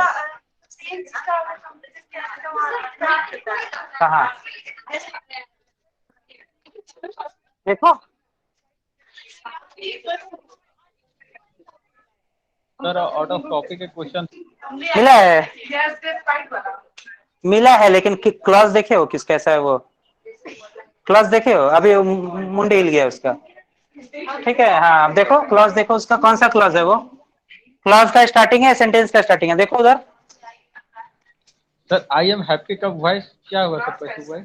हो गया ना, बोलो, हाँ बोलिए। सर आई एम हैप्पी का पैसिव वॉइस क्या हुआ सर? हम बोले स्टार्ट है तो क्लॉज का स्टार्ट है ना, लाइन के बीच में, तो स्टार्ट ही है वो बीच नहीं है, वो स्टार्ट ही है। देखो हाँ बोलिए आप लोग, एक मिनट, एक मिनट, बोलिए बोलिए बोलिए, क्या बोल रहे थे, एक बार फिर से बोलिए। सर आई एम हैप्पी का हेलो, पैसिव वॉइस क्या हुआ? हाँ, आई एम हैप्पी का पैसिव क्या बनाते हो तुम लोग, आई एम हैप्पी का पैसिव क्या होगा, हाँ आई एम हैप्पी का पैसिव नहीं होगा, क्यों नहीं होगा थोड़ा बता दो, उसका ऑब्जेक्ट नहीं है, समझ गए। चलो ठीक है, नेक्स्ट आगे बढ़ेंगे अब। सुनो, ध्यान से सुनो, मोटा मोटा सारा ही हो गया, कुछ बाकी नहीं है, ठीक है। चलो अब 3-4 टॉपिक लास्ट है, प्रीपोजिशन का क्लास खत्म हो जाएगा, मतलब टॉपिक पूरा खत्म हो जाएगा, ध्यान से सुनिए। हाँ अच्छा, अलोंग का अपोजिट जो है वो क्या होता है मालूम है, क्या होता है, अगेंस्ट होता है, ये हमेशा ध्यान रखिएगा। जैसे I am against, I am against nepotism, मान लो आई एम अगेंस्ट नेपोटिज्म, कुछ लोग बोलेंगे आई एम अलोंग, मतलब क्या, कुछ लोग नेपोटिज्म को सपोर्ट करेंगे और कुछ लोग नेपोटिज्म का विरोध करेंगे। तो बेसिकली अलोंग का अपोजिट अगर आपको इस्तेमाल करना है तो किसका इस्तेमाल करोगे? अगेंस्ट का। मतलब जितना फीचर आपने अलोंग में पढ़ा उसके सारे विपरीत फीचर्स आपको कहां देखने को मिलेंगे? अगेंस्ट में देखने को मिलेंगे। ठीक वैसे ही जितना आपने बिफोर में पढ़ा सबका अपोजिट कहां मिलेगा? आफ्टर में देखने को मिलेगा। समझ में आया ना? तो ये सब चीज तो बताने लायक है नहीं, ये बचपन में आप लोगों ने सीखा है।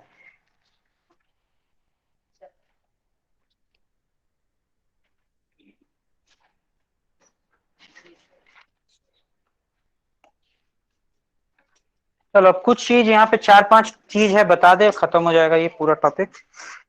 देखिए ऐसा नहीं है कि हम सारा प्रिपोजिशन पढ़ा दिए, कुछ कुछ छोड़े हैं जिसको हम प्रैक्टिस के समय बताएंगे क्या उसका एप्लीकेशन। जितना जरूरत था उतना पढ़ा दिए।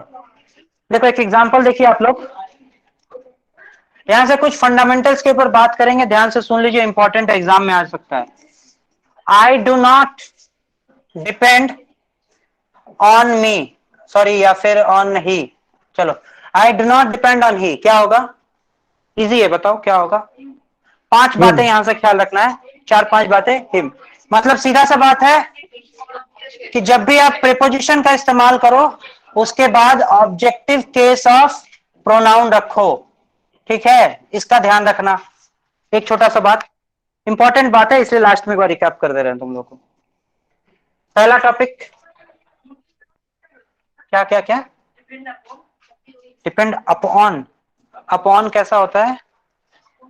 बोलो, अपॉन क्या होता है? पढ़ी हो ना? डायनेमिक होता है। तो आप अपॉन कैसे लगाओगे?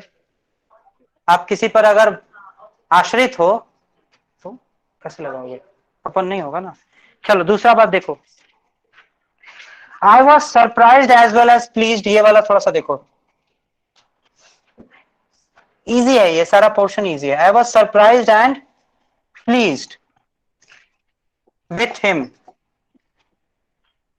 इसमें गलती आप लोगों को तो दिख रही होगी। आप एक काम करो, इसको 2 अलग अलग सेंटेंसेस में ब्रेक कर लो। दोनों का एंड से जोड़ा गया, एज वेल एज कर लो, दोनों को थोड़ा सा ब्रेक करो। क्या होगा?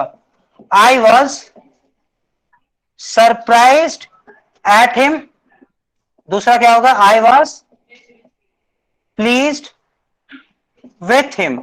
मतलब एक ऐसा सेंटेंस है जिसके 2 अलग अलग वर्ब अलग अलग प्रीपोजिशन रख रहे हैं, और जब आपने उन दोनों को जोड़ा तो एक का रखा दूसरे को छोड़ दिया। ऐसा करेंगे क्या? नहीं।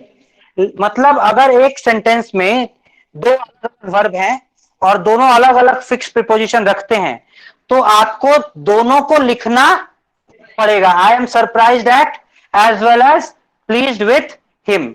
बात समझ में आया? अगर किसी एक वाक्य में 2 अलग अलग वर्ब ऐसे हैं जो अलग अलग प्रीपोजिशन लेते हैं तो आपको दोनों को मेंशन करना पड़ेगा। लेकिन अगर कुछ इस तरह का वाक्य मिले, she is taller and younger than his, या देन हर ब्रदर, ठीक है, कुछ इस तरह से लिखे, she is taller and younger than her brother, तो क्या करोगे? इसको तोड़ोगे तो क्या मिलेगा? She is taller than her brother, और दूसरा क्या मिलेगा? She is younger than her brother. मतलब क्या है? दोनों में देन का इस्तेमाल कर रहे हो, है ना? टॉलर के साथ भी सेम प्रीपोजिशन, यंगर के साथ भी सेम। तो 2 बार लिखने की जरूरत है क्या? नहीं। आप एक बार लिखोगे तो काम चल जाएगा। लेकिन इस तरह की परिस्थिति में आपके पास अगर दोनों वर्ब अलग अलग प्रीपोजिशन बियर करते हैं तो दोनों को लिखना जरूरी बन जाता है। लेकिन अगर दोनों सेम लिखेंगे तो 2 बार लिखने की कोई जरूरत नहीं है, एक बार लिख के भी काम चल जाएगा। समझ में आया बात? तो he is, sorry, she is taller and younger than her brother, बिल्कुल क्या होगा? सही होगा। लास्ट 2-3 टॉपिक है, पढ़ा देंगे, प्रिपोजिशन पूरा खत्म। उसके बाद सिर्फ प्रैक्टिस करना है और फिक्स प्रिपोजिशन याद करना है। समझ में आया? हाँ। चलो देखो आगे, देखो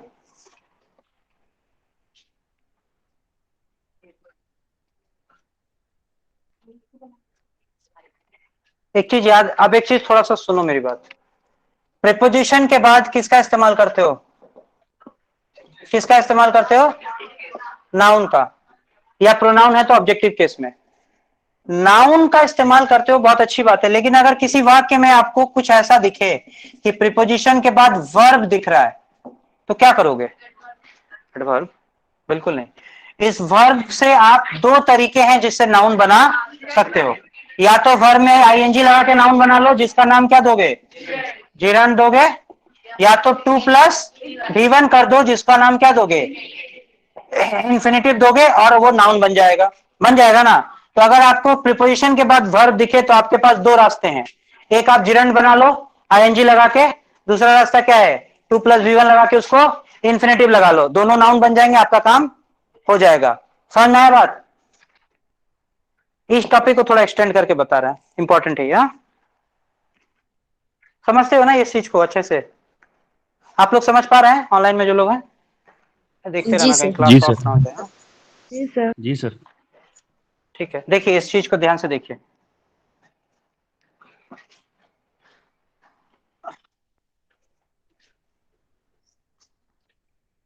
हम लोग यहाँ पे 2-3 एग्जाम्पल की मदद से इस चीज को देखेंगे, ठीक है? I am looking forward to, देखो I am looking forward to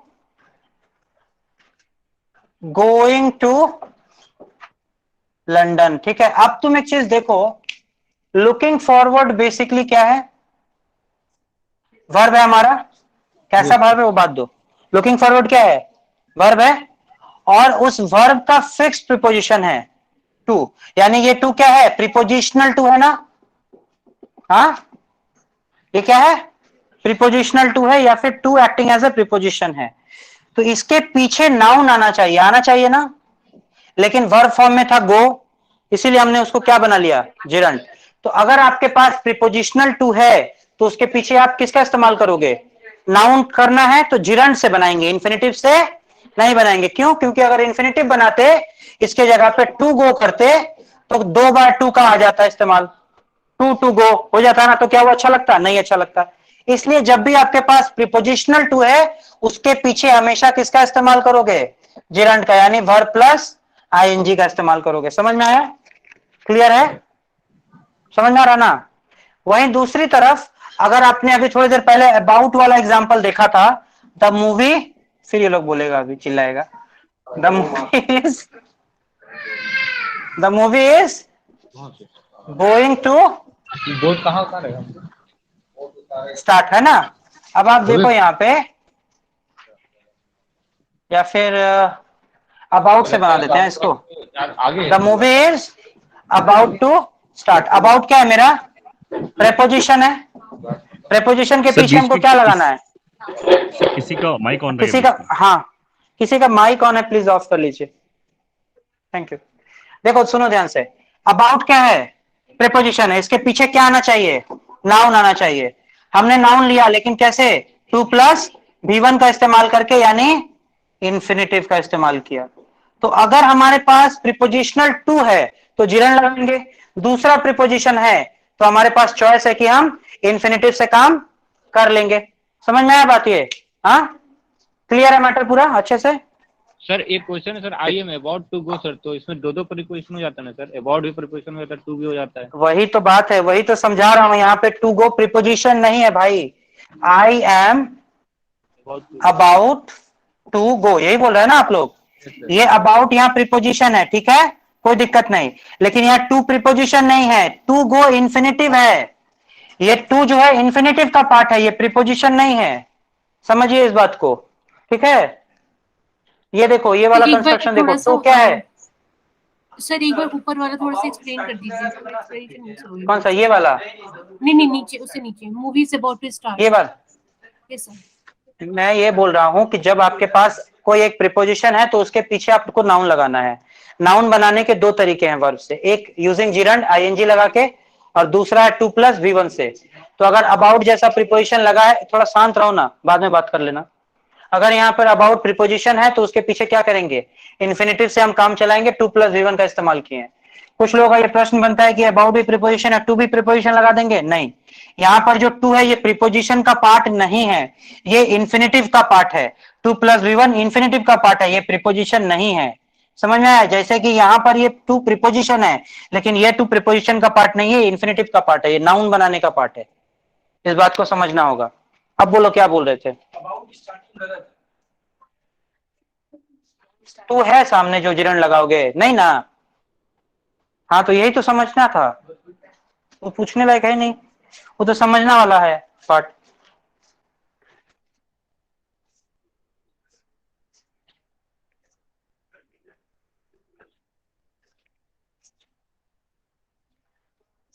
ठीक है, समझ में आ गया ना यहाँ तक?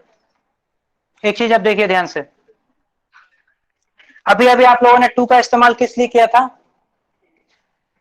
डेस्टिनेशन के लिए किया था। एक छोटा सा कॉन्सेप्ट है, सीख लीजिए। I am going to home, सही है या गलत है? देखो ये कितनी महान है, अपने घर को ही डेस्टिनेशन बना लिया। देखिए डेस्टिनेशन मतलब क्या होता है, आप अपने घर में रहते हो, आपका घर आपके लिए कभी डेस्टिनेशन नहीं हो सकता है। जैसे ये आपका घर है, आप यहां से निकलकर कहीं दूसरे जगह जाते हो ना, ये आपके लिए कभी भी डेस्टिनेशन नहीं हो सकता। ये ऑफिस आपका डेस्टिनेशन हो सकता है, ये स्कूल ये आपका डेस्टिनेशन हो सकता है, ये मार्केट ये आपका डेस्टिनेशन हो सकता है, ये शिमला ये डेस्टिनेशन हो सकता है, ये मनाली ये डेस्टिनेशन हो सकता है, लेकिन आपका घर आपके लिए डेस्टिनेशन नहीं हो सकता। लेकिन ये मेरे दोस्त का घर, क्या ये डेस्टिनेशन नहीं हो सकता? हो सकता है।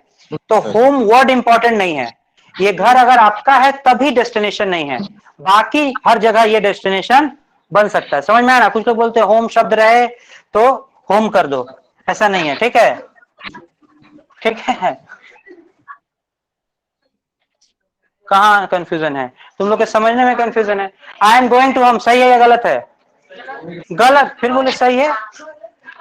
होम डेस्टिनेशन नहीं है तो क्या होगा? टू लगेगा? नहीं लगेगा। अच्छा लेकिन अगर इस तरह कर दे, I am going Ram's home, क्या होगा? तो टू लगाना, क्योंकि राम का घर आपके लिए डेस्टिनेशन है। अगर हम यहां लिखेंगे आई एम गोइंग हिज होम, क्या होगा? टू, क्योंकि उसके घर जा रहे हैं, डेस्टिनेशन हो सकता है आपके लिए। ठीक है, तो एक छोटा सा चीज यहां डिराइव कर लेते हैं कि होम के पहले अगर क्या लग जाए? एडजेक्टिव लग जाए। होम के पहले अगर क्या लग जाए? कोई भी पॉसेसिव एडजेक्टिव या एडजेक्टिव लग जाए तो उसके पहले आप किसका इस्तेमाल करोगे? टू का इस्तेमाल करोगे, अदरवाइज मत करना। ठीक है, टू प्लस पॉसेसिव एडजेक्टिव रहे तभी आप टू का इस्तेमाल करना, अदरवाइज मत करना। उदाहरण के तौर पे अभी जो सिखाए हैं उसी को थोड़ा काट दे रहे हैं। ठीक है, देखो I am going to my home. ठीक है, अब तुम लोग बोलोगे अपना घर फिर से डेस्टिनेशन बन गया, लेकिन थोड़ा सा कॉन्ट्राडिक्ट करता है। लेकिन अभी जो डिराइव किया ना, इसको सीखो कि अगर होम है और उसके पहले पॉसेसिव एडजेक्टिव है तो टू का इस्तेमाल करेंगे। ठीक है, होम और उसके पहले क्या है? पॉसेसिव एडजेक्टिव है तो टू का इस्तेमाल करेंगे, वो माई ही क्यों ना हो, करना पड़ेगा। ठीक है, तो जिस प्रोसेस में बताएं, जितने स्टेप्स में समझाए हैं, वो सारे स्टेप्स क्लियर रखो। समझ में आया? सर तो I am going to my home sentence सही है? बिल्कुल सही है। ठीक है, माई लगा हुआ है इसी वजह से लगा रहे हैं, पॉसेसिव एडजेक्टिव है इसलिए लगा रहे हैं। ठीक है, चलो। Sir I am going towards home सही है फिर?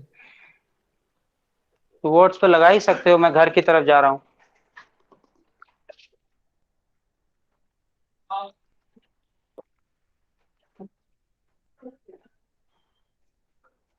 और टूवर्ड जब लगाओगे तो डेस्टिनेशन रखना, माई होम ही रहे। मेरा सिर्फ होम है तो टूवर्ड्स मत करना। ठीक है, माई लगा देना वहां। चलिए एक टॉपिक बता दे, वहां से क्लियर हो जाएगा मैटर। उसके बाद ये खत्म हो जाएगा पूरा का पूरा चैप्टर। प्रैक्टिस करेंगे तो जो जो बचा हुआ है सारा क्लियर करेंगे। चलो लास्ट टॉपिक आज का और पूरे प्रीपोजिशन के चैप्टर का। अच्छा, ऑनलाइन में आज जो क्लास हुआ आप लोग को समझ में आया पूरा क्लास? ईमानदारी से बोलिएगा जी कि जी आज सर। एक सर, जी एक्सपेरिमेंटल क्लास है। आ गया परफेक्ट परफेक्ट सर। आया है तो ठीक है। ये बेसिकली जी एक सर। एक्सपेरिमेंट आज कर रहे थे कि दोनों क्लास ऑनलाइन ऑफलाइन मर्ज अगर कर देते हैं तो क्या समझ पा रहे हैं आप लोग?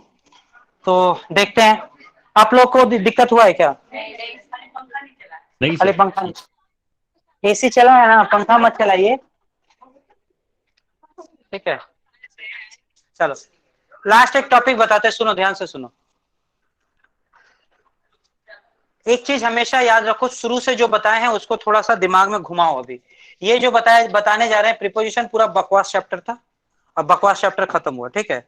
अभी जो बता रहे हैं हमको लगता है इस पूरे चैप्टर में सबसे अच्छा हमको जो लगा पढ़ाने लायक वो ये टॉपिक है। देखो प्रीपोजिशन का इस्तेमाल आप क्यों करते हो? Subject plus verb plus object में सब्जेक्ट वर्ब के साथ क्यों जुड़ा होता है या कैसे जुड़ा होता है? बाय एग्रीमेंट जुड़ा होता है। वर्ब ऑब्जेक्ट के साथ कैसे जुड़ा होता है? By preposition. और ये ऑब्जेक्ट इनडायरेक्ट होना चाहिए, डायरेक्ट के लिए तो बाय एक्शन से जोड़ देते हैं ना, याद है ना इनडायरेक्ट डायरेक्ट वाला कॉन्सेप्ट। तो अभी आपको एक चीज बताएंगे, बड़ा अच्छा लगेगा देख के, कि वर्ब के पीछे प्रीपोजिशन इसलिए लगाया जाता है क्योंकि उसके अंदर लिंकिंग प्रॉपर्टी नहीं होती है। अभी कुछ ऐसे वर्ब लिख रहे हैं, आप देखिएगा उसके अंदर क्या किया गया है। वो जो वर्ब है बेसिकली फ्यूजन के बाद बना है। देखिए कैसे बना है, जैसे आप एग्जांपल के तौर पे लिखो एम्फेसिस, बहुत डीप कॉन्सेप्ट है, अच्छा लगेगा समझने में। एम्फेसिस, एम्फेसिस में जो इसका प्रीफिक्स है एम, वो बेसिकली किससे आया है? ध्यान से सुनो, बकबक मत, हाँ बकबक मत करो, सुनो। एम बेसिकली किससे निकल कर आया मालूम है? इसका ट्रांसफॉर्मेशन कुछ इस तरह से आया है। प्रीफिक्स पढ़ाए थे जब, बताए थे ना क्या हुआ? अंदर की ओर, है ना। तो बेसिकली आप देखो कुछ ऐसे वर्ब होते हैं जिसके अंदर ऑलरेडी एक प्रीपोजिशन इनबिल्ट रहता है, एक प्रीपोजिशन लगाया हुआ है उसके अंदर। देखो इस वर्ब में ये जो प्रीफिक्स है वो बेसिकली एक प्रीपोजिशन लेकर बना हुआ वर्ब है, बना हुआ है ना। तो क्या इस तरह का वर्ब का इस्तेमाल करने के बाद एक प्रीपोजिशन की जरूरत पड़ेगी? नहीं पड़ेगी। इसलिए इस तरह का वर्ब का जब एग्जांपल लेते हो तो वहां लगने वाले प्रीपोजिशन को आपको ड्रॉप करना पड़ता है, हटा देना पड़ता है। जैसे देखो द टीचर एम्फेसिस्ड, एग्जांपल लिखो, the teacher emphasized on, the teacher emphasized on the need of discipline in life। अब तुम सोचो emphasized जो वर्ड है या वर्ब है उसमें ऑलरेडी एक प्रीपोजिशन छिपा हुआ है अंदर, इन, है ना।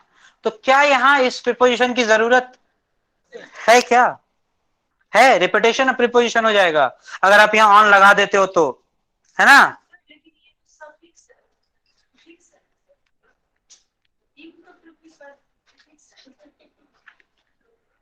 घोड़ा क्या खाता है, घास या चना? दोनों खाता है ना, तो ये दोनों काम कर रहा है, ठीक है। वो सफिक्स है, वो तो शब्द बनाते समय वो सफिक्स है, लेकिन काम उसका क्यों जोड़ा गया? वो प्रीपोजिशनल वर्क के लिए ही जोड़ा गया है उसके अंदर, समझ में आया। तो इस तरह के वर्ब जिसमें हम एक प्रीफिक्स लगाए हैं, जो प्रीफिक्स क्या है? एक प्रीपोजिशनल प्रीफिक्स है, तो वहां पर फिर प्रीपोजिशन की जरूरत नहीं पड़ेगी क्योंकि ऑलरेडी उसमें क्या है? वो मर्ज्ड है। बहुत सारे अभी हम आपको बताएंगे। आप लोगों को समझ में आ रहा है जो लोग ऑनलाइन में हैं? हेलो, जी सर। हाँ जी चलो सर। जी सर। इन्वेस्टिगेट, इन्वेस्टिगेट देखो, इन्वेस्टिगेट, इसमें क्या प्रीपोजिशन है? छिपा है ना। चलो लिखो, I ordered him to investigate, investigate in the matter. क्या होगा बोलो? इनको क्या करेंगे? बात दे देंगे। क्यों? क्योंकि इन्वेस्टिगेट में ऑलरेडी वो प्रीपोजिशन है। समझ में आया? I ordered him to investigate the matter, investigate in नहीं करेंगे।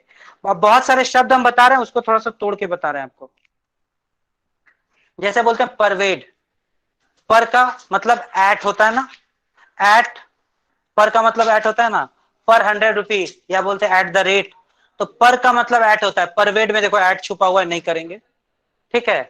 अ कंपनी, अरे सुन लो, उसमें है, लिस्ट मिल जाएगा, कोई चाप नहीं है, सुन लो, सिर्फ समझो इस बात को।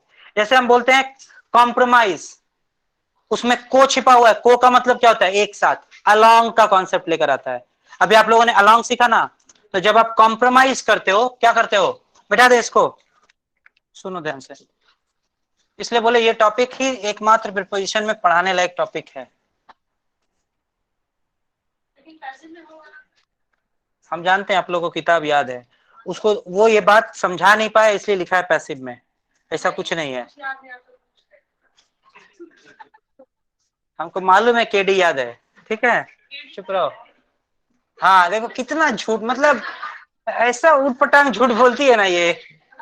देखो कॉम्प्रोमाइज, देखो इसमें क्या छिपा हुआ है, को का मतलब क्या होता है, अलोंग होता है ना, क्या करेंगे, नहीं। ए कंपनी में क्या छिपा हुआ है, एक्ट प्लस को, क्या करेंगे, नहीं, अलोंग का कॉन्सेप्ट क्रिएट कर रहा है। ठीक है, और भी देखो इस तरह का तुम लोग को बता दे रहे हैं। जॉइन, देखो इंपॉर्टेंट वर्ड्स देखो, जॉइन में है ना एक, जॉइन में देखो, जॉइन मी बोलते हैं ना, जॉइन मी कैसे बना है पता है, जॉय प्लस इन मिलकर जॉइन बना है। ठीक है, यहां पे देखो प्रीफिक्स नहीं है, यहां सफिक्स के तौर पे काम हो रहा है। और भी है बहुत सारा, प्रीसीड, देखो प्रीसीड, प्रीसीड में प्री जो है ये क्या सेंस क्रिएट करता है, बिफोर। सक्सीड क्या सेंस क्रिएट करता है, आफ्टर, है ना, मतलब इसमें प्रीपोजिशन छिपा हुआ है, क्यों लगाएंगे, उसके बाद प्रीपोजिशन नहीं लगाएंगे। और देखो अटैक, देखो अटैक, अभी दिखेगा तुम लोगों को, दिख रहा है ना, कोई बोले अभी दिखेगा तुम लोगों को। हाँ सक्सीड है, तो बात समझ में आ गई, लिस्ट पूरा चेक करना, अगर जो शब्द समझ में नहीं आए बाद में हमसे डिस्कस कर लेना। सर अभी तो ये आपने वो ज्वाइन कॉन्सेप्ट कहा, है। ज्वाइन का, सर अभी बोलो। आपने ज्वाइन कहा, हाँ हाँ सर तो बोलो प्लीज बोलो। Join me to the party. हाँ तो यहाँ प्लीज पर तो ज्वाइन मी है ना पीछे, मी के लिए टू द पार्टी या इन द पार्टी है, ज्वाइन के साथ मी के बीच में कोई प्रीपोजिशन है क्या, नहीं सर, हाँ मैंने समझ में आया। इमीडिएट का बात कर, इमीडिएट इमीडिएट ही तो जोड़ता है ना, प्रीपोजिशन का काम क्या है ये बताओ। मतलब ये बोल रहे हैं कि इन शब्दों के इमीडिएट बाद कोई प्रीपोजिशन नहीं होगा, राइट। बिल्कुल नहीं होगा, वही चीज तो सिखाना है। अरे तुम लोग सीधा सीधा नहीं समझ पा रहे हो। तो सर प्लीज ज्वाइन टू हम पार्टी को, प्रीपोजिशन का इस्तेमाल ही क्यों करते हैं कि इसके बाद वाले शब्द को जोड़ना है, तो इमीडिएट।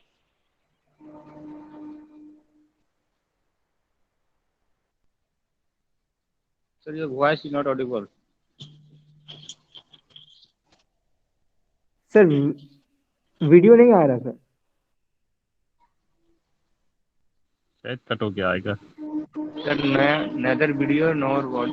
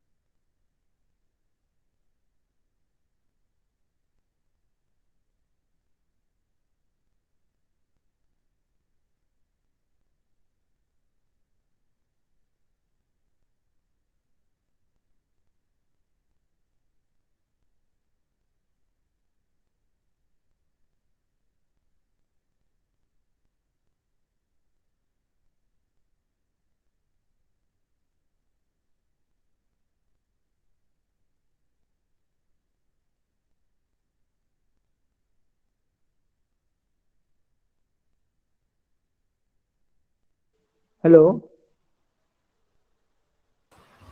आज का क्लास यहीं तक दीपक सर बोले हैं कि बस रहने देते हैं। ठीक है। Okay sir. जी सर।